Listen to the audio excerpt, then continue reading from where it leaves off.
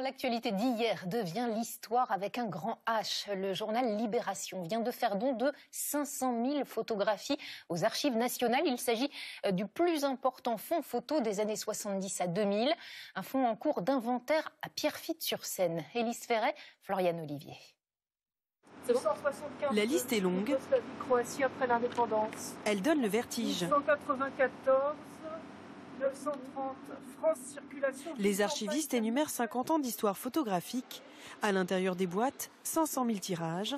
Le journal Libération vient de faire cet énorme don aux archives nationales. Il y a 1400 boîtes, je crois. Et encore, il y avait 24 palettes, 480 cartons. C'est quand même une bonne quantité. Pendant une semaine, 8 personnes s'activent toute la journée. Il faut mettre à l'abri une partie des documents et faire un pré-tri. Certaines boîtes sont arrivées dans des cartons de déménagement qui étaient assez humides, donc il y a la conservation qui a détecté des risques de moisissure. Ensuite, il y a beaucoup de boîtes qui ont déchiré certaines boîtes, donc ça, pour le coup, il faut changer.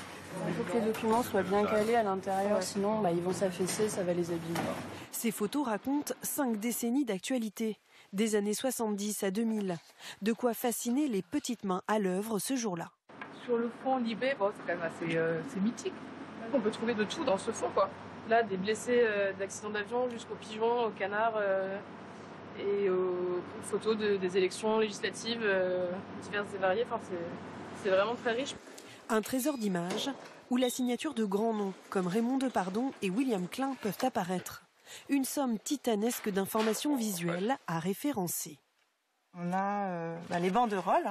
Ça aussi, ce sont des matériaux éphémères de la lutte qui disparaissent juste après la manifestation. Donc le fait d'en avoir des photographies, ça permet d'en conserver la trace. Du temps médiatique, on passe au temps de l'histoire.